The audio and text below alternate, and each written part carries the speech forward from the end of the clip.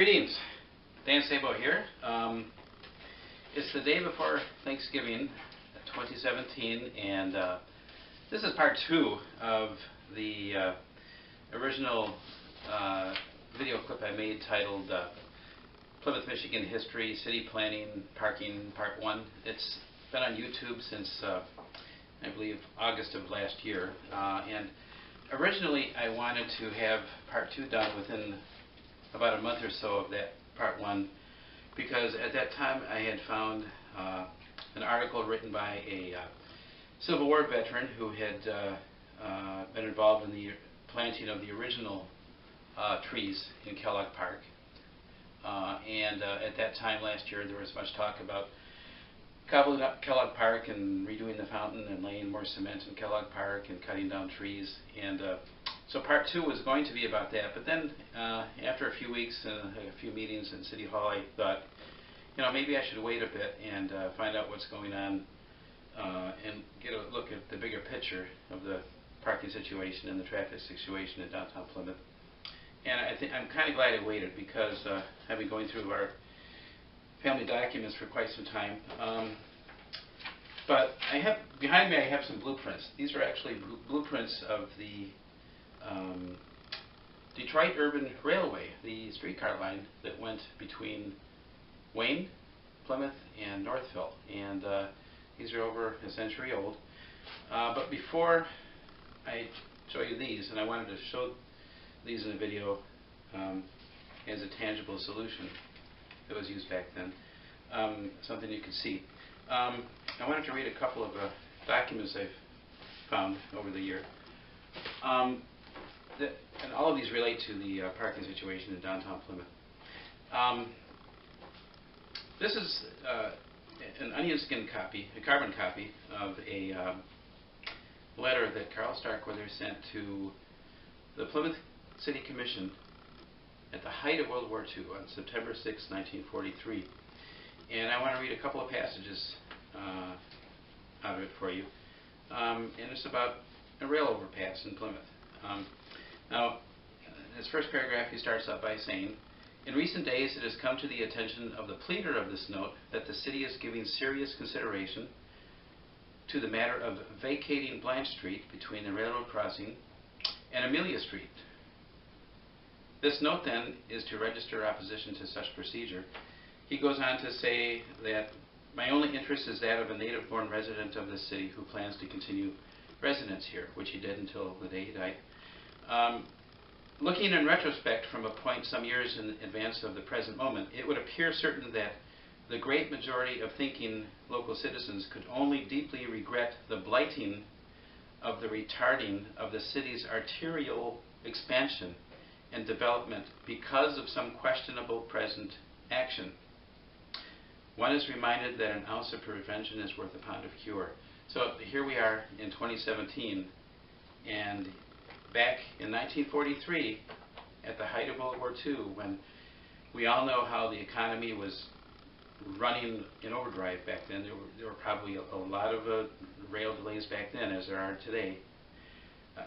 He foresaw this. And even before then, it so happens that some 40 years ago, one George A. Starkweather opened through his farm acres the two streets Blanche and Farmer. He intentionally and by design directed that these streets be surveyed straight through to the railroad right of way. He visioned that in due time, and as the community grew, these two streets would be continued across or under the tracks and extend in a westerly direction through likely subdivisions. And the subdivision he's talking about is Harvey, Farmer, Harvey Street, Blanche, Amelia, you know, all the streets running parallel all the way to Sheldon Road, Blunk Street. So he visioned that in due time, and as the community grew, that these two streets would be continued across or under the tracks and extended in a westerly direction. The municipality accepted the same view at that time. And now, as everybody knows, These two streets continue west of the tracks for a distance several times the length of the original surveys east of the tracks. For many years, the crossing of the tracks at Farmer Street has been a fact. And he goes on to say, why then, and he's got this underlined, why then should a potential crossing with the street plan already recognized and factly established be now forever stymied? At no other point in Plymouth has the stage been so feasibly arranged for an additional crossing. Okay, and he goes on to advocate for a rail overpass at that point. The problem is the city commission, people in town knew that this was a problem back in 1943, and even before the automobile came to Plymouth, George Starkweather foresaw the problem, and he, shortly before he died, ran these streets through his farm for a crossing, and donated a portion of land between Amelia and the rail right-of-way for an underpass. Now, and I want to show you something else. In part one, I talked about parking problems in Plymouth. Now, at the recent candidate forum at the Plymouth Library, one of the candidates mentioned that he thought that parking had been a problem. He had found that parking had been a problem in downtown Plymouth since the 1940s or 50s. And he's so wrong, because there's documented proof that there's been parking problems in downtown Plymouth before the automobile ever arrived, and I discussed that thoroughly in part one of this video series, where the farmers on Saturdays couldn't find a place to park their teams of horses. So not long after that article, or that statement appeared in the Plymouth Mail that I referenced in part one of this video, this was the solution back then. And I want to show you a little historic document here. The title of this document it's a legal agreement, actually. Township of Plymouth to Detroit, Plymouth, and Northville Railway.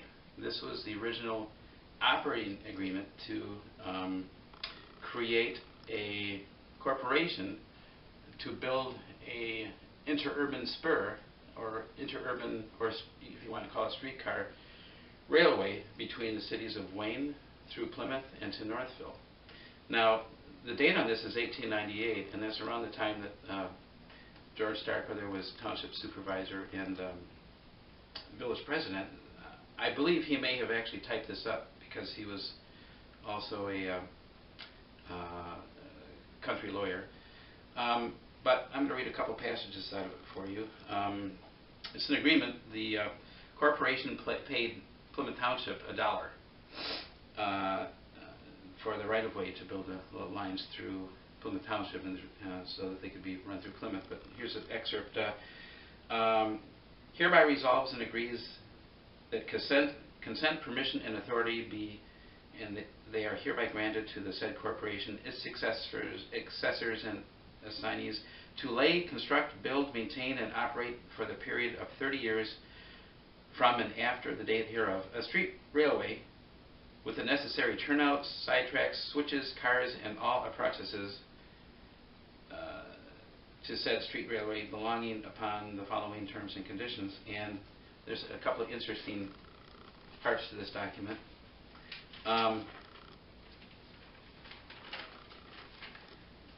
The track of said railway should be laid to 4 feet 8 1/2 inches gauge, so as to obstruct as little as possible the free passage of vehicles along said highway.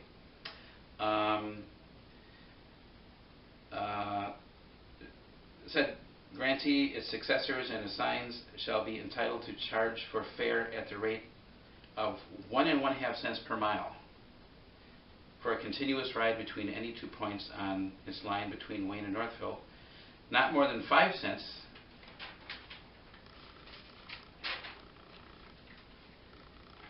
continuous ride between Plymouth and Northville, not more than 15 cents for a continuous ride between Plymouth and Wayne, not more than 5 cents for a continuous ride from Newburgh to Plymouth, and not more than 30 cents for a continuous ride except for the purpose of transfer from car to car at Wayne between Plymouth and Detroit. So you could hop on a streetcar in Plymouth and right in front of the Penn Theater and take it right to downtown Detroit. When the said railway shall have been completed, cars shall be run therein each way between the village of Wayne and the village of Plymouth every hour from 6:30 in the morning until 8 o'clock at night. But said grantee, its successors and assigned shall have the privilege of running cars more frequently and during a greater number of hours. The speed of the cars upon the said railway should not be less than an average of 10 miles an hour. And and I have a point to all this, and I'll get to it in a moment. I'm sure you're wondering. The said railway in and along the street or highway herein designated shall be completed on or before September 1st, 1898, and the blank signature section has got a section for all of the Township Board trustees to sign, and also the Highway Commissioner of Plymouth Township. Now, before I get to my point, I want to show you something, because I believe in visual aids, and I know folks have seen postcards and photos of the street railway cars going through Plymouth, but these are the blueprints of the actual street railway that ran through Plymouth. And I'm just going to grab the camera and just give you a quick peek here. And I hope I don't mess this up too much. I'm going to hold the camera as steady as I can. So I'm starting here from Wilcox Lake, and as you can see, this is Wilcox Lake, and this is Mill Street right here. Now, if you take a quick look there, you can see clearly Detroit Urban Railway. Now, right here you see Oak Street. This is actually Starkweather Avenue. It was renamed from Oak Street long ago. And this point right here, this is where the little city park is, where you have the Welcome to Plymouth sign. So you can see it goes along Mill Street, and then here's a break in the print, and then it continues on Mill. There's the Detroit United Railway chugging along. There's Pearl Street.